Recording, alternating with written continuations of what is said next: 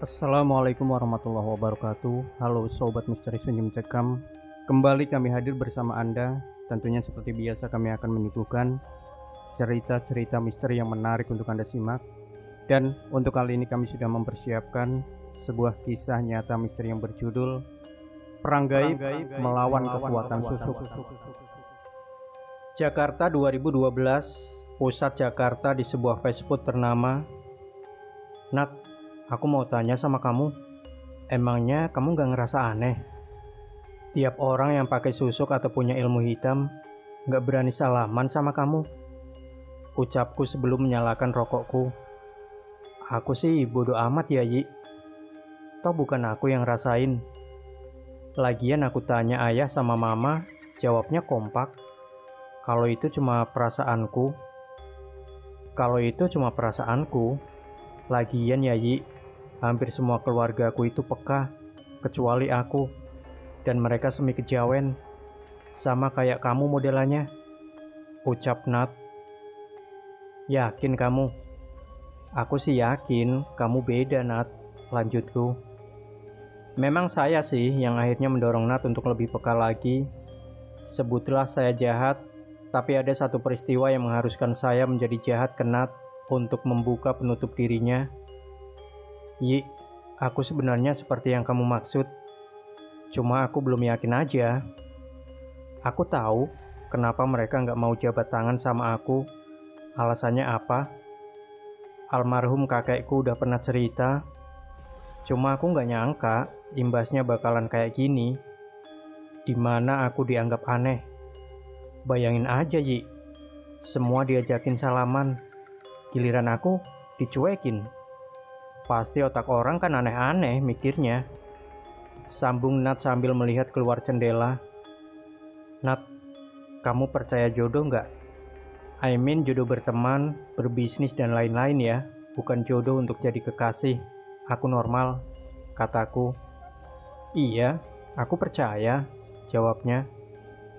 Mungkin aku sama kamu ketemu dan jadi teman juga karena jodoh, Nat. Atau yang disebut cakra manggilingan, ucapku. Mulai deh kamu ya, Yi. Mending jangan bergaul sama orang-orang spiritual yang usianya 2 kali usia kamu. Atau belusukan lagi cari batu-batu purbakala. Biar kamu tetap waras, Yi, sahutnya dengan nada setengah tinggi. Iya, bawel. Lagian seru tahu kalau belusukan cari batu. Kamu jadi pinter sejarah, nggak cuma pocare. Terus prosesnya itu bikin seru, Nat. Kamu sih mainnya ke tempat dukem mulu. Mati mabok kamu yang ada, ucapku. Karepmu, Cok, karepmu, katanya. Hahaha, tawaku. Aku tahu kalau dia udah kayak gitu, tandanya dia udah mentok. Tidak punya pembelaan lain lagi. Susuk adalah sebuah benda yang dimasukkan ke dalam badan. Tapi ada juga susuk yang digunakan tanpa kita sadari bahwa itu susuk. Dengan cara minyak tertentu yang kita pakai ketika kita mandi, parfum yang kita pakai ketika kita akan menemui orang penting, itu susuk atau jimat. Setiap susuk punya peranannya masing-masing, ada kastanya masing-masing. Biasanya yang berupa benda wujud yang dimasukkan ke dalam tubuh itu masih cetek.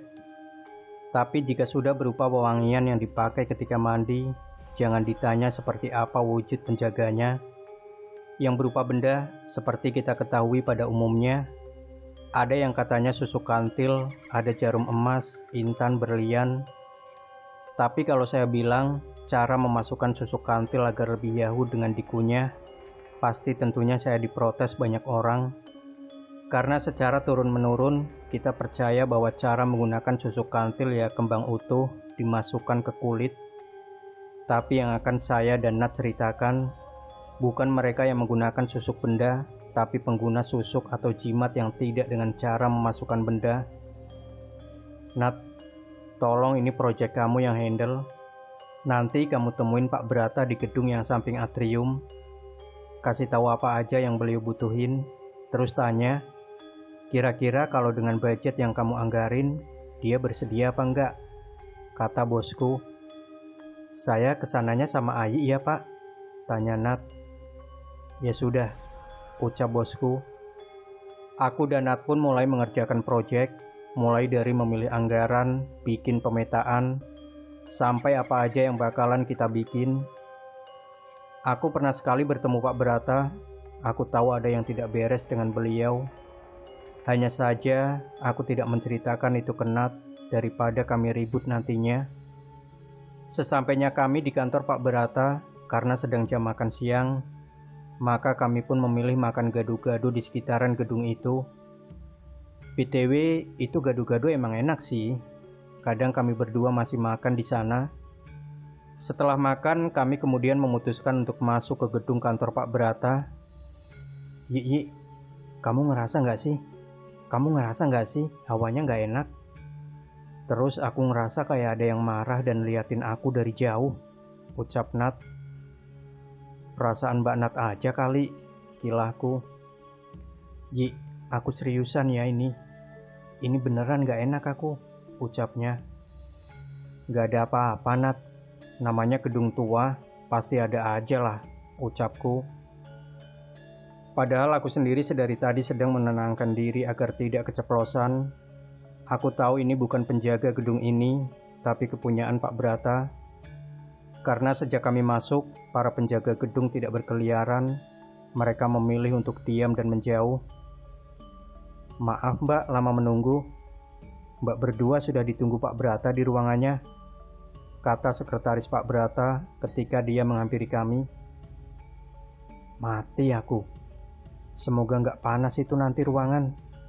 Semoga deal biar cepet kelar, ucapku dalam hati. Karena aku yakin pasti akan timbul gesekan energi baik dari Nat atau Pak Brata. Imbasnya kalau sudah kayak gitu, pasti saya yang kegerahan karena akan berasa seperti di dalam oven panasnya. Aku tahu Pak Brata ini bukan orang sembarangan. Yang aku tidak tahu bahwa selain susuk, beliau juga punya perewangan pemakan darah anak-anak dengan kepekaan. Dengan santainya aku dan Nat mulai berjalan memasuki ruangan Pak Brata. Seperti yang aku duga, wush, angin panas nyerempet ke muka. Belum juga masuk, udah ada aja. Ampun dah. Bismillah. Semoga semua selesai dengan baik, ucapku dalam hati sambil menahan agar tidak terjadi gesekan. Tapi kali ini Pak Brata tidak mau bersalaman dengan kami.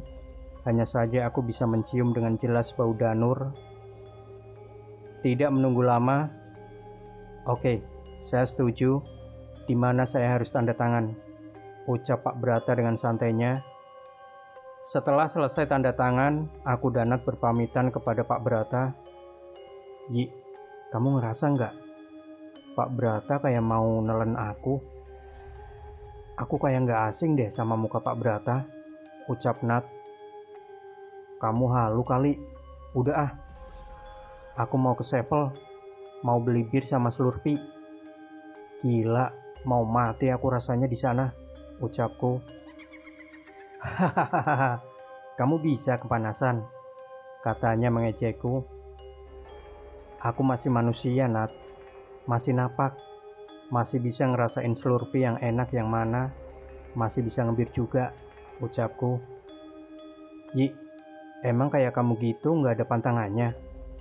Biasanya orang-orang kayak kamu ada pantangannya, katanya. Nggak ada. Lagian aku nggak mau ambil pusing. Kalau mau diambil lagi ya silakan, ambil aja. Lagian orang peka juga ada beberapa jenis. Ada yang karena pilihan atau diinyang, ada keturunan, ada yang ketempelan, ada juga yang sengaja dibuka. Kalau aku sama kamu itu hoki, kombinasi antara keturunan dan dipilih langsung, jelasku. Ya udahlah Yi, kita hidup opo cari wae, sambungnya. Kami pun sibuk dengan lamunan masing-masing. Yang pasti aku tahu bahwa Pak Brata tidak memasang susuk sembarangan dan dia ada hubungannya dengan masa lalu Nat. Di tempat lain, ternyata bocah itu sudah dewasa. Tapi kenapa dia tidak sama seperti dulu? Pasti ada yang tidak beres, ucap Pak Brata dari jendela kantornya. Kemudian Pak Brata mengambil gawainya dan nampak seperti akan menelpon seseorang. Hingga panggilan kelima, akhirnya telepon itu diangkat. "Aku menemukannya," ucap Pak Brata. "Awasi dia, jangan sampai ada lagi penghalang, dan jangan sampai ada orang tahu tentang susukmu itu, atau kau akan kehilangan semuanya," kata suara di seberang. "Baik, Paman," ucap Pak Brata. Proyek pengerjaan perhelatan itu berjalan sebagaimana mestinya. Sebisa mungkin baik aku maupun Nat menghindari Pak Brata. Entah kenapa naluriku berkata akan ada sesuatu yang akan terjadi, tapi entah apa itu. Susuk yang digunakan Pak Brata bukan susuk yang ketika keluar akan keluar juga benda yang sama. Lebih ke minyak yang dipakai ketika mandi dengan jangka panjang. Hanya beberapa orang yang saya tahu yang menguasai pemasangan susuk dengan teknik ini, itu pun tidak bisa sembarangan. Mahar yang diberikan ada yang berupa materi, atau bisa juga darah dari anak-anak dengan kepekaan atau yang biasa disebut indigo. Di sini mereka tidak dibunuh. Jika dia perempuan, ada yang diambil perawannya. Jika laki-laki, diambil darahnya dengan berbagai macam cara, walau hanya beberapa tetes. Susuk jenis ini digunakan untuk kedikdayaan, kekuasaan, pekerjaan, membuat lawan bicara dengan ilmu apapun akan tetap tunduk kepada si pemakai susuk. Akan tetapi, dia tidak boleh sembarangan dalam penggunaannya, karena salah langkah bisa ambyar. Dengan resiko yang besar, hal yang didapat pun besar pula, seperti Pak Brata contohnya. Entah berapa anak indigo yang sudah masuk ke dalam jeratnya. Entah seperti apa nanti, karena dia yang tanggung. Entah seperti apa nanti, karma yang dia tanggung. Entah seperti apa nanti karma yang dia tanggung. Untuk susuk jenis ini pun, pemasangannya bukan kaleng-kaleng, biasanya dengan ilmu linui. Bukan asal dukun, tapi mereka juga menguasai kejawen irengan dalam arti yang sebenarnya. Bahkan tak jarang ada yang nekat belajar ilmu hitam kejawen kuno, agar bisa memanfaatkan susuk jenis ini. Karena itulah, susuk jenis ini tidak boleh juga dijual secara sembarangan. Beda dengan susuk-susuk yang dijual di pasaran, lelakonnya pun beda, syaratnya pun beda. Sekali terpasang susuk ini, lepasnya susah. Harus benar-benar selain kuat iman, mental, dan kuat tahan nafsu. Karena pemakai susuk jenis ini harus melepaskan seluruh perjanjian yang pernah dia buat. Belum lagi nanti adanya luka fisik. Karena pemakai susuk jenis ini harus melepaskan seluruh perjanjian yang pernah dia buat. Belum lagi nanti adanya luka fisik. Semakin tinggi susuknya, semakin tinggi pula perjanjian yang dibuat. "Nat, Yi, Pak Brata ngajak aku dinner," kata Sinta. "Terus kamu tolak?" tanyaku. "Kagak lah, gila aja aku nolak ajakan gadun kayak Pak Brata," ucap Sinta. "Hati-hati deh Sin, jangan sampai imbasnya ke kerjaan kita. Aku paling gak suka soalnya urusan syahwat, nanti berimbas ke kerjaan," sahut Nat.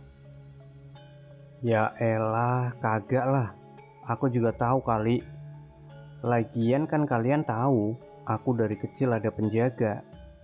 "Iya kali, penjaga aku gak wanti-wanti ke aku," sahut Cinta lagi. "Sin, kamu kan anak indigo ya? Sebelum kamu dinner sama Om Brata, bisa kali Sin, kamu kasih tahu aku, kita berdua ini ada penjaganya atau enggak?" tanyaku. "Apaan sih kamu? Indigo itu kan banyak tingkatannya. Aku gak bisa lihat kayak gitu-gitu. Aku cuma bisa tahu kalau ada yang sefrekuensi sama aku," ucap Sinta dengan gaya ngeles khas. "Aku gak mau tanya ya Sin. Pokoknya urusan kamu sama Pak Brata jangan sampai kebawa ke kerjaan. Aku gak mau kerjaanku berantakan gara-gara itu. Aku habisin kamu kalau sempat itu kejadian," ucap Nat dengan emosi yang menggebu-gebu. Aku tahu urusan kayak gitu gak akan bisa main-main sama Nat. Tapi dari pertemuan antara Sinta dan Pak Brata inilah semua misteri dan malapetaka dimulai. Malam harinya di salah satu tempat makan ternama di Jakarta. "Sin, kamu cantik banget malam ini," ucap Pak Brata. Sinta pun hanya tersenyum simpul, tidak mampu menolak pesona Pak Brata, hingga tanpa sadar sudah masuk ke dalam jeratnya. Mereka berdua makan malam layaknya sepasang kekasih yang sedang jatuh cinta. Tapi siapa sangka bahwa ada rencana lain dari keduanya. Mulai dari tatapan mata yang mesra, hingga dirting pun tak terelakkan lagi. Itu bukan malam pengantin bagi mereka, tapi malam malapetaka buat mereka. Karena disadari atau tidak, mereka saling menancapkan jeratnya satu sama lain. Sekaligus malam peresmian bahwa malapetaka sedang mengincar keduanya. Keesokan harinya, "Gimana kencan kamu?" kata Budi. "Lah, katanya aku sama Nat doang yang tahu."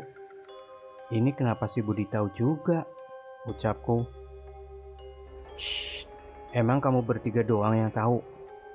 Aku percaya kamu bertiga gak ngember," ucap Sinta. "Kita sih bodoh amat ya, Sin. Gak tahu kalau kamu," ucap Nat. "Nanti pas jam istirahat, aku traktir kamu bertiga. Sekalian kita gosip-gosip lucu," ucap Sinta. "Ya gak apa-apa sih, Sin. Asal kamu yang bayarin kita." "Hahaha," ucapku. "Kamu mah ya, Yi. Kalau diajakin, pasti minta orang yang ajak bayarin kamu," kata Sinta. "Siapa suruh ngajak aku?" ucapku. Di sudut fast food ternama di bilangan Salemba. "Emang ada apaan sih, Sin?" ucapku dengan penuh kekepoan. Jujur, untuk urusan jadi detektif dan kepo, teman-temanku biasanya ngandelin aku. Jadi gini, aku semalam udah dinner sama Pak Brata.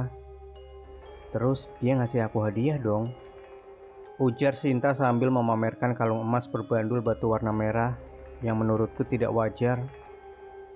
"Terus kelanjutannya? Kamu ngajak kita ke sini cuma mau pamer kalung?" kata Budi. "Gak gitulah.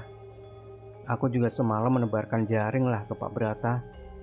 Laki-laki kayak Pak Brata sama kayak laki-laki lain, gampang diikatnya," ujar Sinta. "Maksudnya kamu tali-tali? BDSM dong kamu semalam sama Pak Brata." "Hahaha," sahut Nat. Aku masih menyimak dengan seksama arah obrolan ini.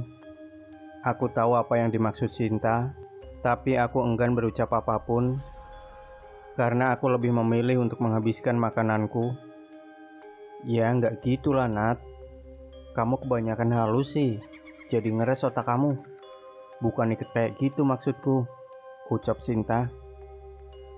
"Jadi aku pasanglah hajian buat naklukin Pak Brata, tentunya dibantu penjagaku," ucap Sinta dengan bangganya.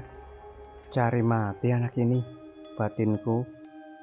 Terus, demen nih aku kalau udah ke arah klinik, kata Budi.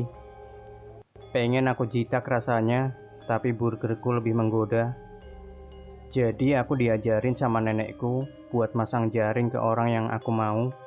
Hahaha. So far sih sukses ya. Ke gadun-gadun aku yang lalu. Dan ke Pak Brata aku dapat kalung kayak gini. Hahaha. Seloroh Sinta. Kamu kenapa diem aja, Yi, dari tadi? Tanya Nat. Iya, Yi. Biasanya kamu paling hobi kalau cerita-cerita kayak gini, kata Budi menimpali Nat. Kalian gak lihat aku lagi asik makan, jawabku asal. Emang kamu gak ngerasa aneh gitu, Sin? Gak curiga gitu sama Pak Brata? Emang penjaga kamu gak ngomong apa-apa tentang Pak Brata? Tanyaku sejurus kemudian. Kagak lah. Aku tanya penjagaku katanya aman. Ya sudah, aku pasang.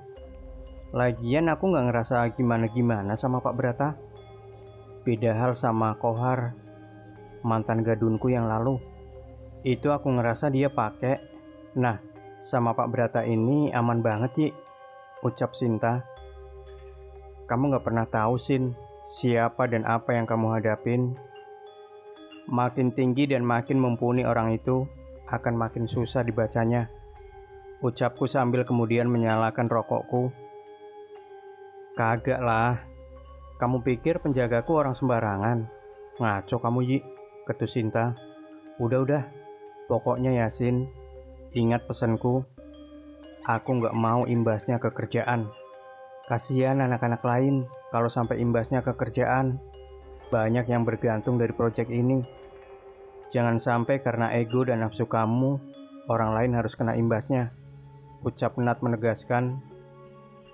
Iya, aku tahu, Nat. Aku janji bakal tanggung jawab kalau ada apa-apa di kemudian hari. Janji Sinta. Semoga Yasin, kata Budi. Setelah kejadian itu, Sinta menjauhiku. Dia masih bertegur sapa dengan Nat, Budi dan yang lainnya, tapi dia hanya bicara denganku tentang pekerjaan. Di luar itu kami nyaris tidak bertegur sapa. Karena buatku, ketika orang lain acuh, aku pun akan acuh. Tapi jika suatu hari orang tersebut meminta bantuan, maka aku pun akan membantunya.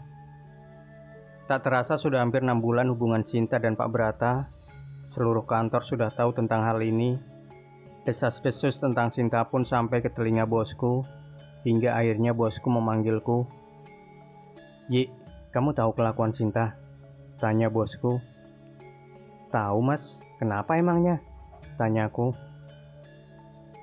Sinta tahu nggak Pak Brata itu siapa dan istrinya siapa? Tanya bos sekaligus kakak angkatku itu. Tahu kali, lagian dia udah gede. Dia bilang juga mau tanggung jawab. Udahlah, ngapain dipusingkan, jelasku. Nggak segampang itu, Yi, katanya sambil membersihkan kacamatanya. Mas, nanti kalau dia butuh bantuan, dia bakal nyanyi. Sementara ini biarin aja dulu. Anggaplah ini proses dia menuju kedewasaan. Aku tahu kamu naksir Sinta, tapi bukan berarti dengan itu aku bakal ngebiarin kamu jadi bego, selorohku. Iya, ayo makan. Mau sushi nggak? Tanyanya lagi. Dari awal aku tahu akan ada malapetaka. Bukan aku tidak mau mencegah itu terjadi. Akan tetapi, ketika aku cegah hal itu, maka tatanan semesta akan berubah.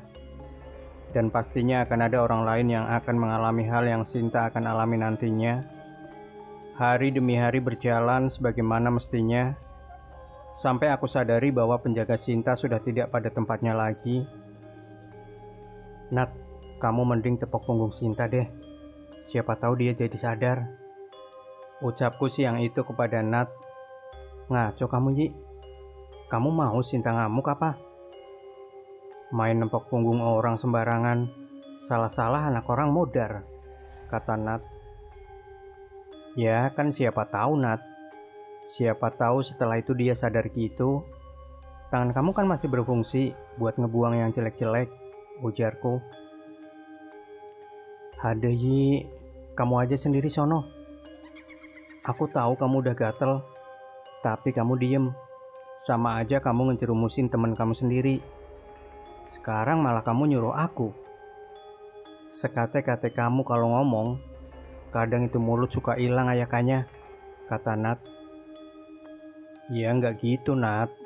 Kalau aku dibolehin juga aku bantuin kali. Tapi aku nggak diizinin. Ntar aku kayak maling dong, ucapku. Lihat ntar aja, Ji. Kadang tanganku suka refleks kok, ucap Nat. Dari jauh aku dan Nat melihat Sinta. Hanya kali ini bukan aku saja yang merasa Sinta berbeda. Hampir seluruh anak-anak kantor menyadari perbedaan Sinta pagi ini. Aku hanya melihatnya dari kejauhan, karena mau aku jelaskan bagaimanapun, tidak akan digubris.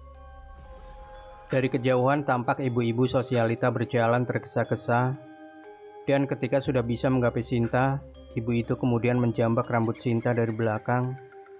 Au! Teriak Sinta.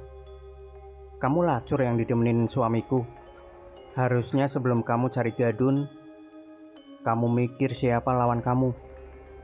Main cantik emang bisa ya kamu? Aku udah diem ya, sampai kamu nyerang anakku dan bikin aku keguguran, teriaknya. Sampai kapanpun aku gak bakalan ngelepasin kamu. Siapapun dukun kamu, aku gak akan tinggal diam, camkan itu. Teriaknya sejurus kemudian. Sinta hanya menangis dan bergumam, biar mampus kamu. Selidik punya selidik itu adalah istri Pak Berata, dan menurut cerita Budi, Sinta sudah tersesat jauh, makanya penjaga pun enggan mendekat. Sinta ke dukun maksud kamu, Bud? Tanya aku. Enggak, Yi. Dia belajar ilmu dari buku warisan leluhurnya. Aku nggak tahu buku apaan. Yang jelas dari situ dia berubah. Aku tahu karena Sinta cerita, terus penjaganya ngomong ke aku lewat mimpi. Cerita Budi. Kok kamu nggak cerita ke kita, Bud? Tanya Nat.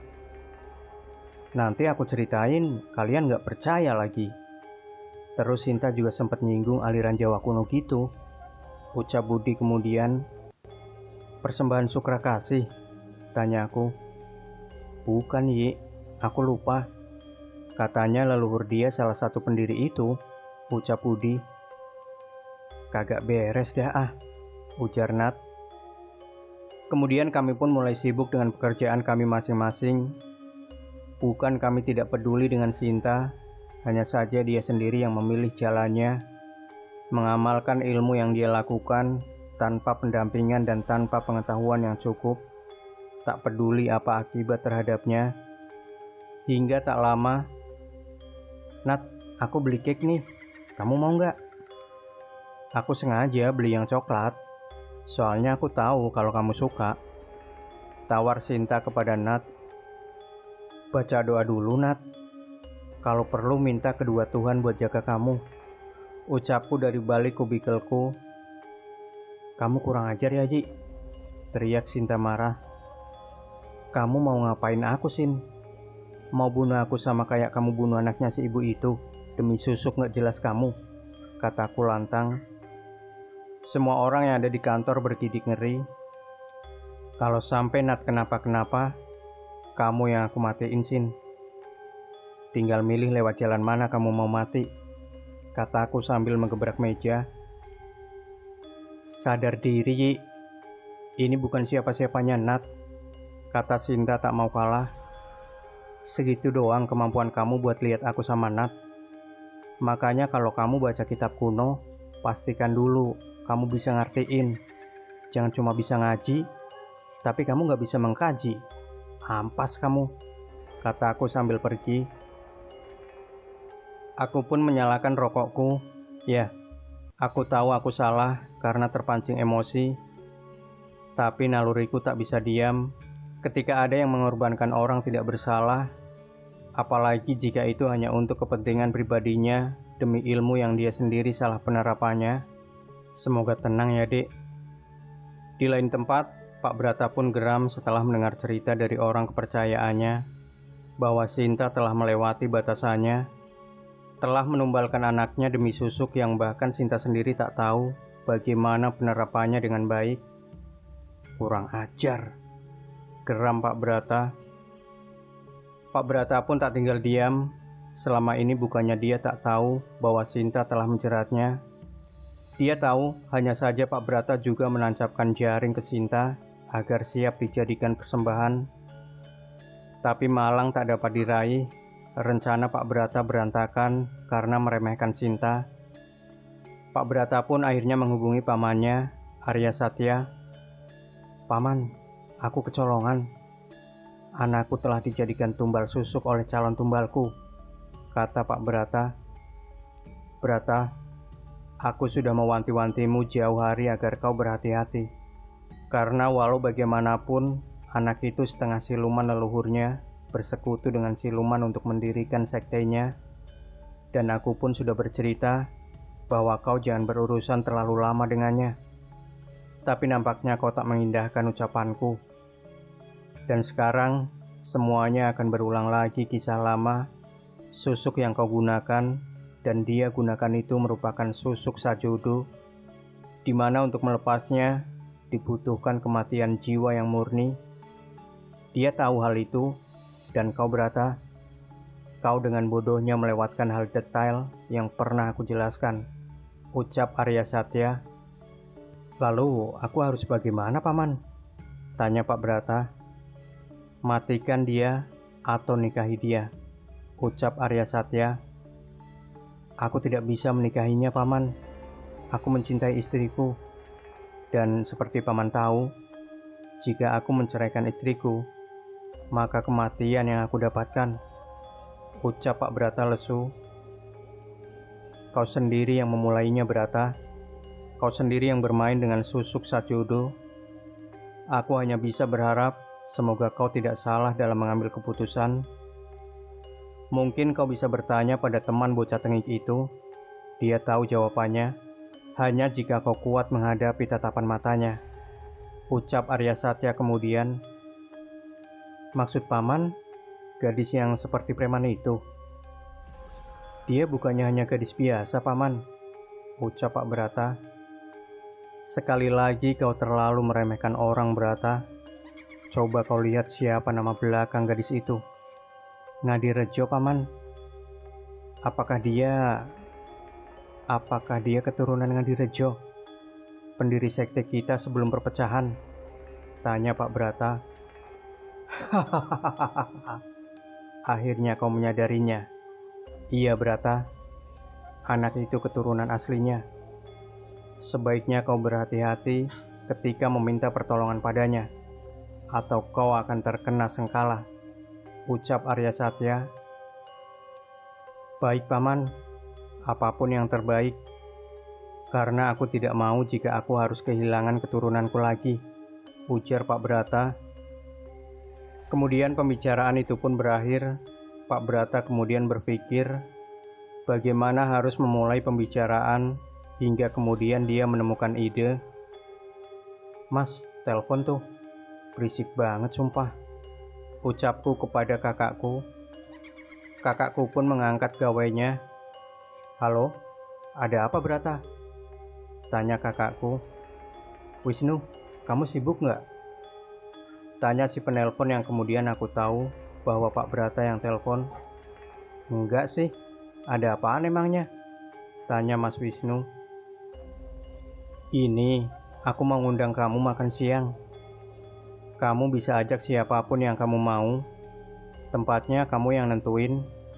Anggap ini sebagai permintaan maafku karena biniku bikin kisruh di kantor kamu, kata Pak Brata. Ya udah, bentar aku tanya adikku dulu. Ntar aku kabarin kamu lagi, ucap Mas Wisnu. Bu, kamu mau makan apaan? Ini Brata tumben ngajakin makan, tanya Mas Wisnu kepadaku. Aku mau all you can eat, mau sushi, mau cheesecake, mau pizza, mau burger, mau sukiyaki, mau ayam penyet, pecel lele, mau slurpee, hotdog sevel, mau bebek goreng, ucapku. Ya Tuhan, nggak sekalian kamu makan beling. Aku serius ini, Mbuk. Mumpung dibayarin ini, kamu mau makan apaan? Tanya Mas Wisnu. Ya, Mas, aku mager kemana-mana. Mending suruh dia kesini deh, terus minta bibi masak, atau nanti pesan aja. Males aku kemana-mana, kataku kemudian. Ya udah, aku bilang Brata, kata Mas Wisnu. Pak Brata dan Mas Wisnu ini satu alma mater. Mulai dari kecil mereka bersahabat. Walaupun dengan segudang perbedaan, tapi persahabatan mereka terbilang awet. Bedanya Pak Brata sudah nikah, Mas Wisnu masih betah menjomblo. Alasan sesungguhnya mengundang Pak Brata selain mager adalah aku jago kandang. Karena aku tahu pasti ada udang di balik bakwan. Aku pun sadar bahwa Pak Brata mulai tahu tentang nama belakangku. Sebenarnya alasan aku dan Mas Wisnu merantau ke ibu kota adalah menjauhi orang-orang seperti Pak Brata. Kemudian aku mengambil gawaiku dan menghubungi Nat. Kamu di kosan nggak? Anak kosan butuh asupan gizi nggak? Kamu ke rumah ya, Bibi masak banyak, kataku pada Nat. Iya, aku cuci muka dulu, ucap Nat. Kemudian aku matikan gawaiku. Aku sengaja tidak berbicara pada Nat tentang kedatangan Pak Brata, karena aku ingin menjadi kejutan bagi keduanya. Tak lama kemudian, terdengar bel rumahku berbunyi. Aku tahu ini pasti Nat yang menchat, karena menchatnya nggak santai. Kemudian Bibi membukakan pintu dan Nat langsung masuk ke kamar. Ada apaan sih, Yi? Nggak biasanya ada masak-masak besar kayak gini, berondongnya. Kamu masuk itu salam kek, apa kek? No, minum dulu, kataku padanya. Mau ada tamu agung. Mantan cencemannya Mas Wisnu dulu, ujarku. Hah? Seriusan kamu? Tumben dibawa ke rumah? Tanya Nat.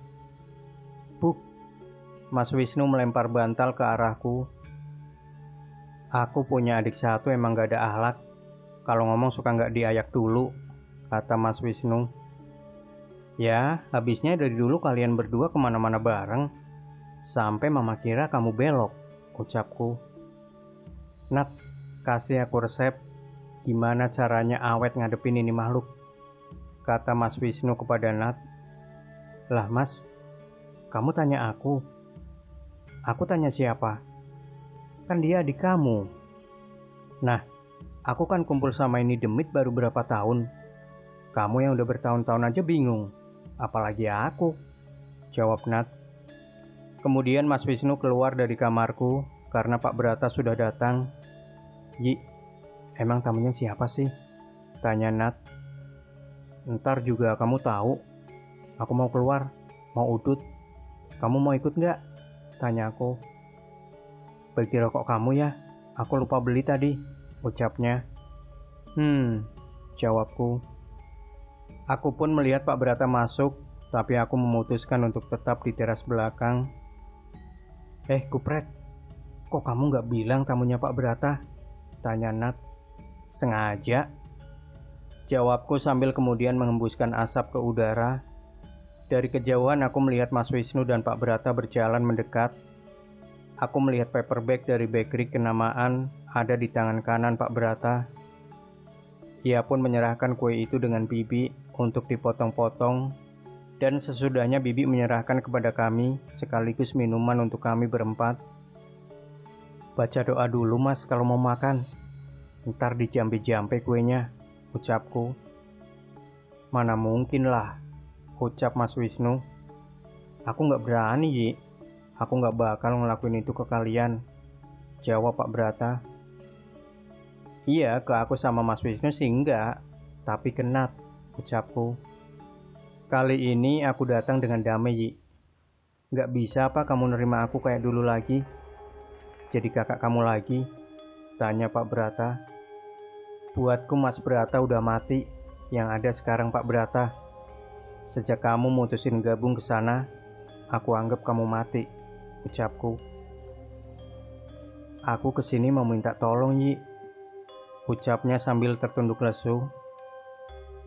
Aku tahu bahwa gara-gara perbuatan cinta hidupnya tak sama lagi.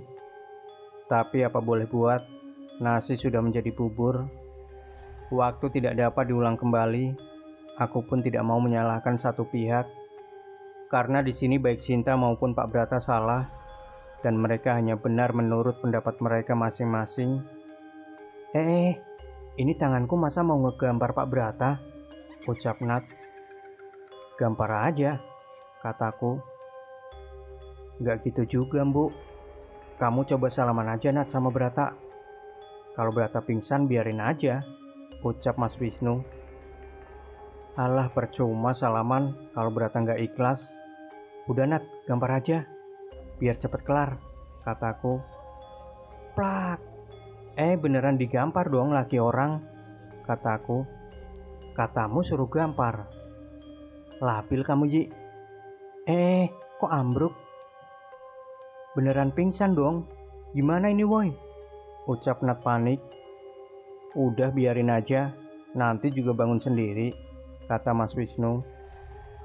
Oh ya, buat yang bingung, nama aku Ayi, tapi panggilan di rumah Limbu. Tak lama kemudian Pak Brata pun tersadar. Badanku lemes kayak di presto. Aku kayak gak punya tulang, ucap Pak Brata. Malam ini kamu nginep, aku lepasin dulu susu kamu, aku pulangin yang memang hak kamu, tapi yang bukan hak kamu, ya aku buang, ketusku. Iya, aku ikut apa kata kamu, kata Pak Brata. Pak Brata pun masuk dengan dipapah Mas Wisnu dan Pak Man sopir kami. Yi, kok kamu gak cerita kalau kamu kenal Pak Brata? Tanya Nat. Ceritanya panjang, Nat. Kalau aku ceritain gak akan kelar malam ini. Nanti suatu saat aku ceritain semuanya, kataku. Terus, kenapa tanganku mau ngegampar Pak Brata? Tanya Nat. Itu refleks, karena apa yang dia punya ngeganggu kamu, kataku. Kedepannya kamu akan kayak gitu, Nat. Sampai kemampuanku kebuka semua dan ingatan kamu pulih, kataku sejurus kemudian. Maksudnya, Yi? Tanya Nat. Tapi aku memilih untuk tidak menjawabnya, dan Nat pun tahu ketika aku memilih untuk diam, berarti tidak usah diperpanjang lagi perbincangan itu. Tanpa terasa malam pun semakin larut, kami berempat makan dalam keheningan, tidak sepatah kata pun kami ucapkan. Brata, aku gak mau banyak omong dan basa-basi, karena kamu sendiri juga banyak numbal demi susu kamu, dan sekarang kamu kejebak sama susuk yang kamu pasang sendiri, kataku spontan. Bu, udahlah, besok kan bisa, kata Mas Wisnu. Ya gak bisa, Mas. Hitungan yang pas itu cuma sampai jam 2 pagi, lebih dari itu semuanya mati, kata Nat yang mengagetkan kami bertiga. Nat, kamu sehat kan? Tanya Mas Wisnu. Mas, jangan tanya deh. Aku juga bingung kenapa mau ngomong kayak gitu. Intinya aku bakal sampein yang perlu aku sampein, kata Nat. Kami bertiga pun hanya terdiam. Pak Brata nampak bengong dan kemudian menangis. Tidak ada satupun dari kami yang bertanya kenapa dan mengapa dia menangis. Kami hanya membiarkannya melepas semua emosinya. Tangisannya terdengar sangat memilukan bagi siapapun yang mendengarnya. Hingga kemudian, aku harus apa? Pamanku minta aku buat nurutin apa kata kamu, Yi, kata Pak Brata. Aku gak bisa berbuat apapun kalau itu gak datang dari diri kamu sendiri. Kamu kesini atas suruhan paman kamu, bukan kemauan dan kesadaran kamu sendiri, ucapku. Ya, gimana ya, Pak? Kalau Bapak Muslim, silahkan Bapak sholat. Kalau Bapak non-Muslim, silahkan berdoa sesuai kepercayaan Bapak. Siapa tahu Tuhan membuktikan hati Bapak dan kami bisa membantu Bapak, ucap Nat. Hening. Hingga tak lama kemudian Pak Brata berjalan ke arah musola kecil di rumah, kemudian disusul Mas Wisnu. Mereka berdua sholat berjamaah. Entah apa yang mereka minta, yang jelas malam itu tiba-tiba hujan turun sangat deras, seolah-olah semesta mendukung apa yang akan kami lakukan. Aku dan Nat hanya terdiam di antara rinai hujan, kopi, dan kepulan asap.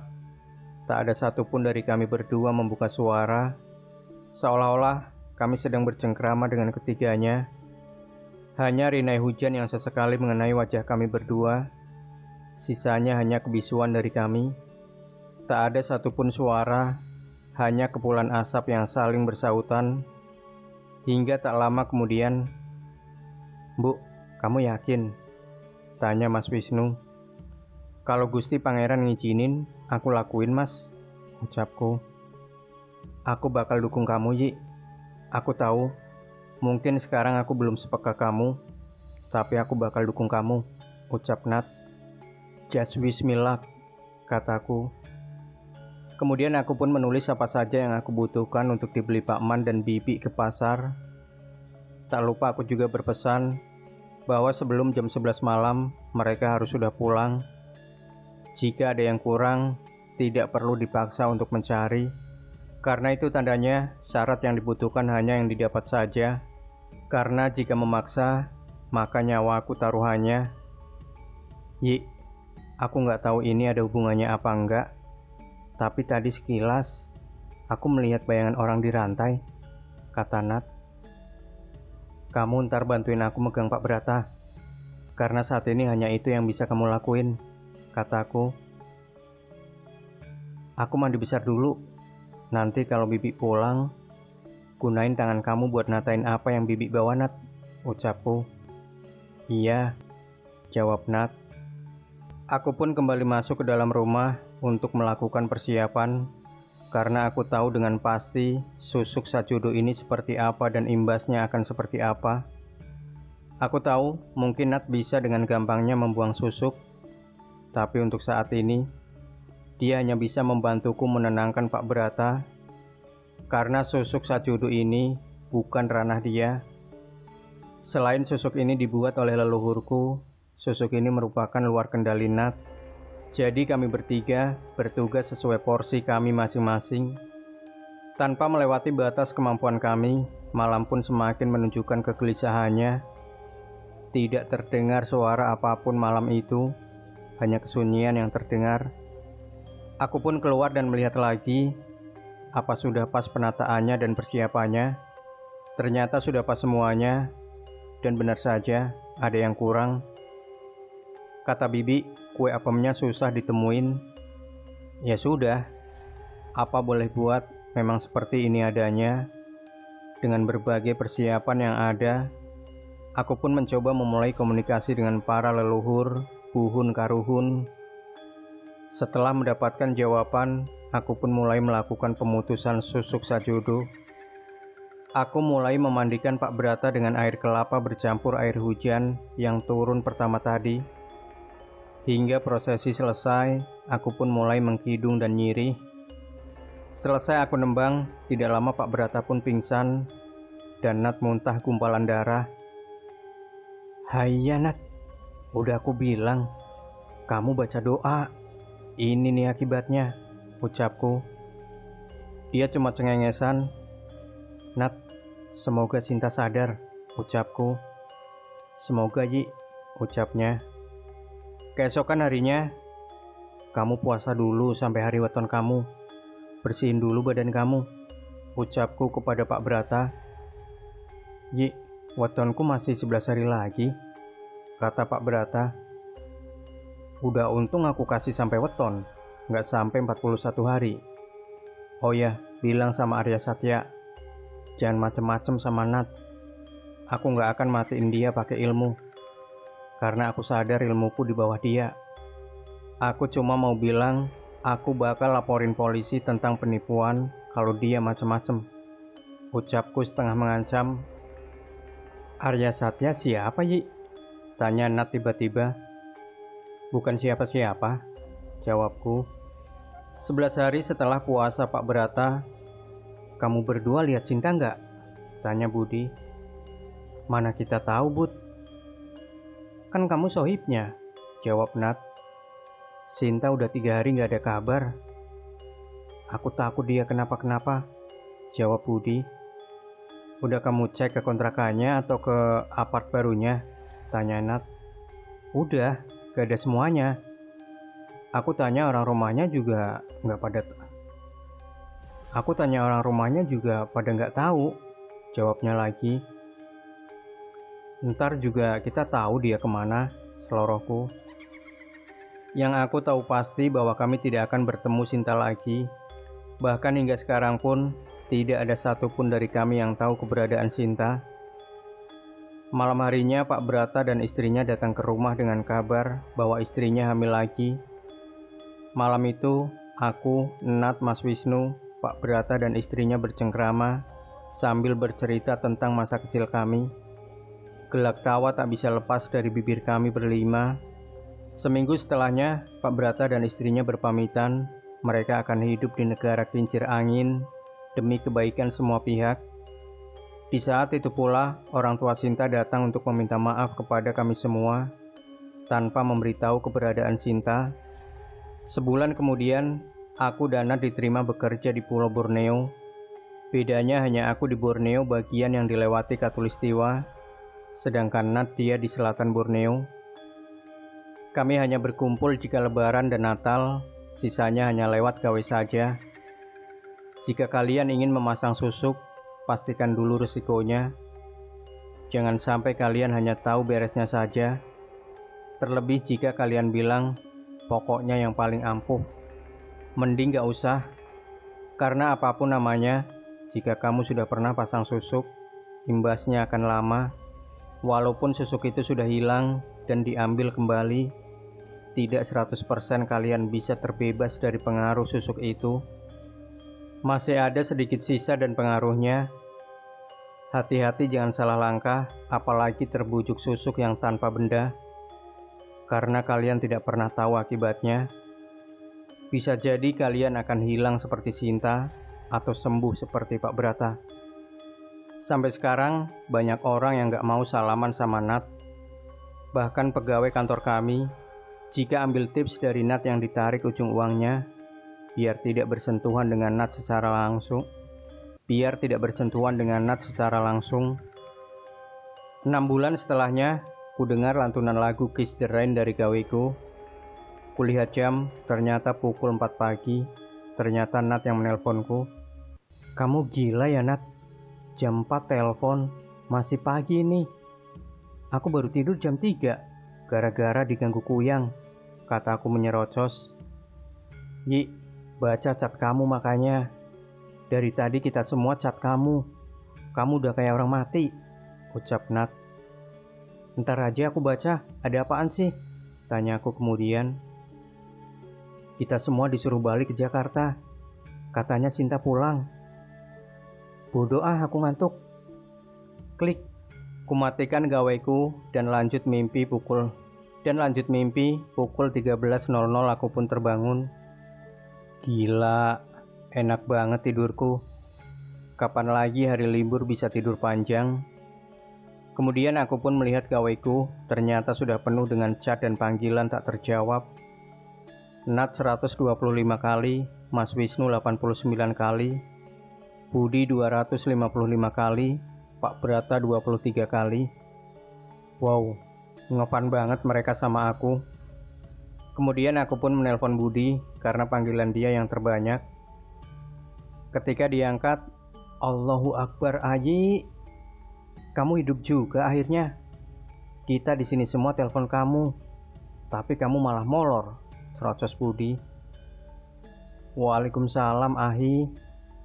Aneh pulas tidur karena kecapean, kejar-kejaran sama kuyang ya Ahi, kataku. Aku nggak ngerti lagi, kamu mesti balik ke Jakarta sekarang. Ini Nat udah di sini, kata Budi. Woi. Kamu kata tiket Pontianak ke Jakarta itu kayak tiket masuk Dufan. Gue belum gajian, kataku. Seenaknya saja dia menyuruhku pulang. Aku pesenin tiketnya, kata Pak Brata.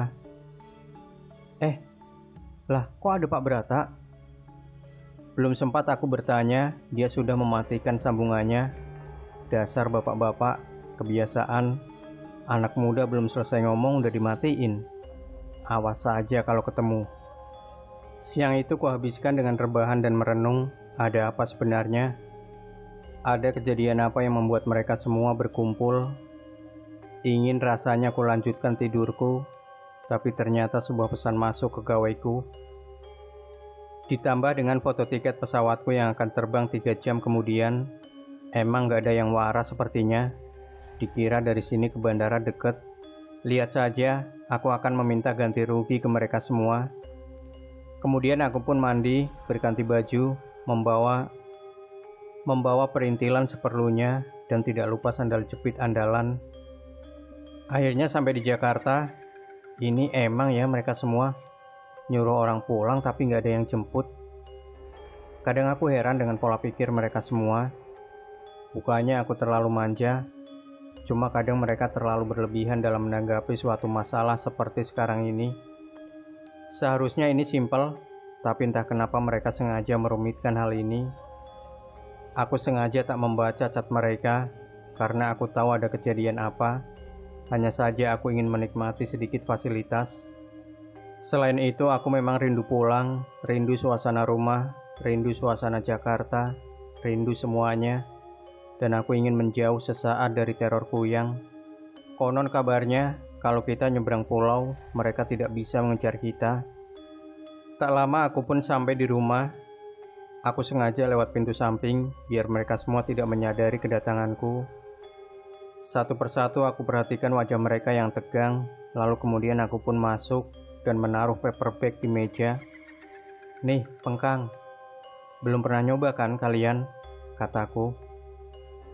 Makanan khas satu ini menurut aku sih enak ya, apalagi kalau beli dari pusat aslinya. Dulu aku beli ini antrinya luar biasa, nggak tahu deh kalau sekarang. Yang jelas teksturnya kayak lemper bakar, tapi isiannya ebi, dan enak banget kalau dicocol sambelnya.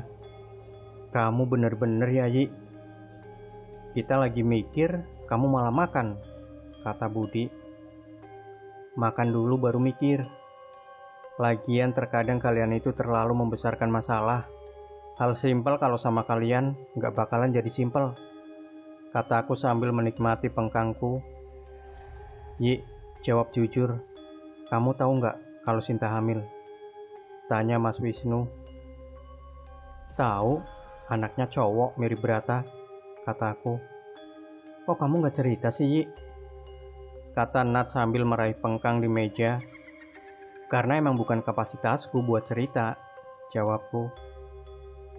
"Kok kamu tega, Yi?" kata Pak Brata. "Kalau aku cerita, aku yang kenapa-napa. Emangnya kalau aku mati, kalian semua mau tanggung jawab? Kagak kan? Udah siap jawab ke bapakku. Nyampein kalau anaknya mati karena beginian," jawabku dengan nada tinggi. "Ya kan kita nggak tahu, Yi," kata Nat. "Makanya kalau nggak tahu itu mending diem, bukan nyalin orang. Kalian pikir aku ini bukan manusia? Nyelamatin Sinta sama anaknya, sama aja aku bunuh diri. Karena aku jadi gantinya. Sampai sini kalian semua paham emosiku? Sekali lagi kalian nuduh aku ambilin kalian pisau satu-satu, bunuh aku aja sekalian. Jadi bokap nyokapku tahu mesti ziarah kemana," kataku. Jujur aku masih emosi dengan mereka. Untuk apa mereka memintaku pulang jika hanya ingin menyalahkanku?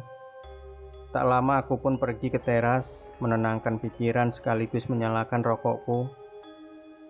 Andai mereka tahu resikonya, andai Nat udah balik, andai Mas Wisnu nggak bucin sama Sinta, andai Pak Brata nggak celap-celup sembarangan, tapi aku hanya bisa berandai-andai. Aku lelah selalu dalam posisi terpojok dan disalahkan jika dalam kondisi seperti ini. Sinta itu memang dia yang tidak mau ditolong. Dia yang memilih jalannya. Mereka kira aku tidak mau wanti-wantinya. Sudah berkali-kali aku mencoba, tetapi hasilnya dia tetap pada pilihannya. Kemudian Budi menghampiriku. Aku tahu di antara mereka hanya Budi yang tidak akan diam saja ketika aku menjauh. Budi akan selalu berusaha menenangkanku sampai aku sendiri yang memutuskan untuk menyudahi perannya. Selalu seperti itu. "Yi, aku tahu kamu capek. Aku juga tahu gak seharusnya kita nge-push kamu, tapi kita gak punya pilihan," kata Budi sembari menyodorkan secangkir coklat dingin kesukaanku. "Gue cuma mau tenang, Bud. Kasih aku waktu istirahat aja mereka gak bisa. 30 menit aja," pintaku. Kami pun terdiam, sibuk dalam lamunan masing-masing. Hingga tak lama kemudian, Pak Brata menghampiri kami. "Maaf, Yi. Maafin aku. Karena aku tadi udah nge-push kamu. Aku bingung, Yi," katanya. "Kamu bisa nggak diem?" bentaknya. "Enggak," kata aku kemudian. "Udah tenang dulu. Mending kita makan dulu, biar bisa mikir. Jujur aku kelaparan dari tadi," ucap Nat. "Beli bakso sajalah apa nasgor yang gak ribet. Aku males yang ribet-ribet," kataku. Ayah Sinta pun keluar dan berkata, "Maaf ya, kami lupa memberi kalian makan dan minum. Maaf." "Gak apa-apa, Pak. Lagian ada bapaknya si dedek bayi yang siap nanggung pengeluaran kita kok. Bapak tenang aja," ucapku yang disambut gelak tawa mereka semua, kecuali Pak Brata. Sementara kami semua makan, Pak Brata masih sibuk dengan gawainya, masih menimbang-nimbang akan menghubungi istrinya atau tidak. Di satu sisi dia sudah jatuh hati dengan bayinya, di sisi lain ada hati yang dia sakiti. Yang namanya perselingkuhan pasti akan ada hati yang tersakiti. Makanya lu jadi laki jangan sulametan, celetuku. Pak Brata melempar batu ke arahku dan berhasil mengenai kepalaku. Sakit sih, tapi ya gimana ya, drama banget soalnya. Hingga tak lama kemudian, akhirnya istri Pak Brata menelpon dirinya. Dari jauh aku mendengar ia memberikan alamat rumah Sinta, dan tak lama kemudian ia memanggilku. Aku pikir ia masih bertelepon ria dengan istrinya. Ternyata Arya Satya. Bagaimana kabarmu? Tanya Arya Satya padaku. Gak usah basa-basi, ada apaan? Ketusku. Sebelum dia mulai berbicara aneh-aneh, lebih baik aku saja yang mengakhiri. Aku udah tahu, dan aku juga tahu buat gak gegabah. Aku bukan kamu yang gak pernah mikir panjang. Kataku yang kudengar dia tertawa di seberang sana, dan kumatikan teleponnya. Lalu kuserahkan kembali ke Pak Brata. Jujur aku mengantuk dan lelah. Setelah makan dan diakhiri dengan silih cicat dengan Arya Satya, aku memutuskan untuk masuk ke dalam rumah, hanya ingin meluruskan punggung dengan tidur sebagai bonusnya. Hingga tak lama kemudian aku pun tertidur. Ketika bangun, keesokan harinya aku melihat semua orang sudah bangun dan sibuk menganyam daun kelapa. Aku pun bingung karena melihat semuanya sudah sibuk. Aku menghampiri mereka semua, dan aku melihat Mbak Citra, istri Pak Brata sudah menggendong si dedek bayi. Namanya siapa, Mbak? Tanya aku kepada Mbak Citra. Batara Bumi Nareswara. Ucap Mbak Citra yang disambut dengan lelehan air mata kebahagiaan Aki Awi. Batara Bumi Nareswara, laki-laki mulia yang bijaksana dengan welas asih dan rendah hati, ucapku. Aku gak bisa, Yi, ngebiarin suamiku bertindak bodoh. Walau bagaimanapun, ini darah dagingnya. Kelak aku gak bakal bohong siapa ibunya. Aku cuma minta saat ini, biarkan aku yang jadi ibunya. Isak Mbak Citra. Aku pun terdiam, berarti ketika aku tidur tadi, drama telenovela.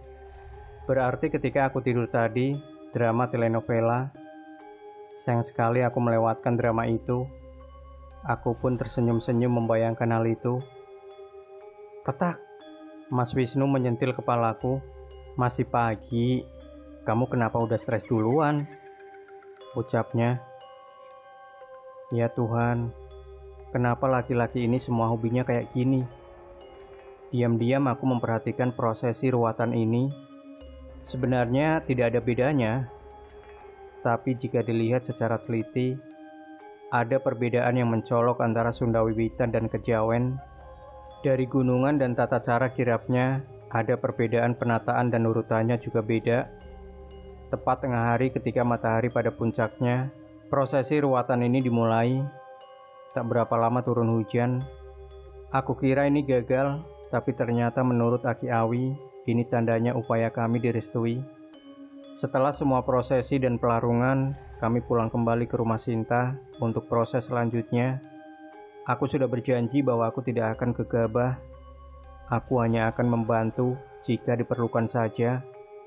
Ketika sampai di rumah Sinta, tak lama Nat mengalami trans atau kesurupan arwah leluhur. Dia mulai menari tarian kuno yang bahkan aku sendiri tidak tahu namanya. Aku melihat Aki Awi, tapi Aki pun hanya diam. Aku pun melakukan hal yang sama. Tidak ada satupun dari kami yang mendekat, karena ketika mendekat, seakan ada energi yang membuat kami terpental. Maka kami hanya bisa menanti hingga semuanya selesai. Tak lama setelahnya, Nat pun pingsan.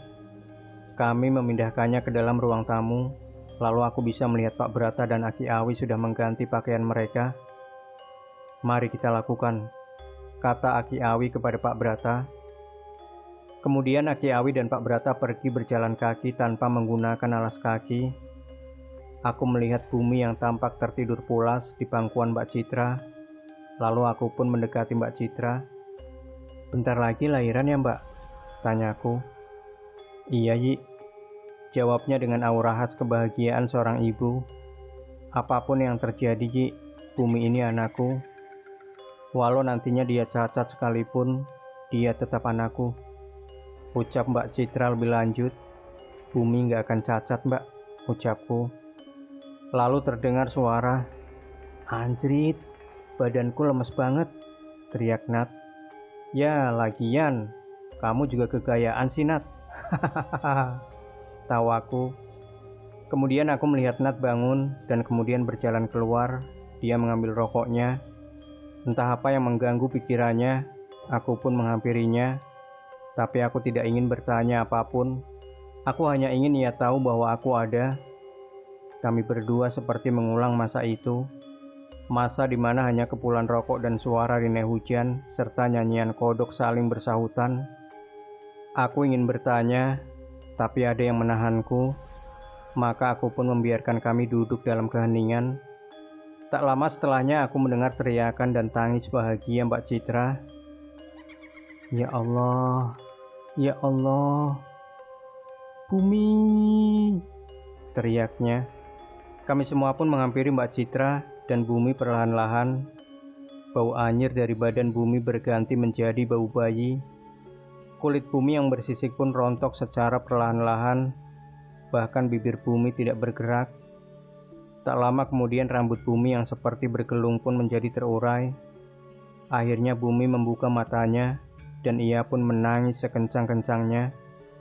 Akhirnya tangis Bumi terdengar, tangisan pertamanya, dan ia menjadi manusia seutuhnya. Tidak lagi hidup di antara dua dimensi, sukma dan ruhnya menjadi utuh, menjadi satu kembali. Dari kejauhan, Aki Awi dan Pak Brata berjalan memasuki rumah. Ayah Sinta mendekati Pak Brata dan berucap, "Selamat Pak, silahkan Bapak yang mengadzankan." Tak lama terdengar lantunan azan dari mulut Pak Brata. Aki Awi tersenyum padaku dan berbisik, "Sudah Neng, aman semuanya. Tinggal nanti untuk Nat." Aku pun mengangguk. Bukan saatnya, tapi yang aku tahu pasti, kami semua akan berkumpul lagi, tapi dengan kondisi bahagia lainnya dan dengan drama yang berbeda. Bumi tumbuh menjadi seorang anak yang lucu, cerewet, dan menggemaskan.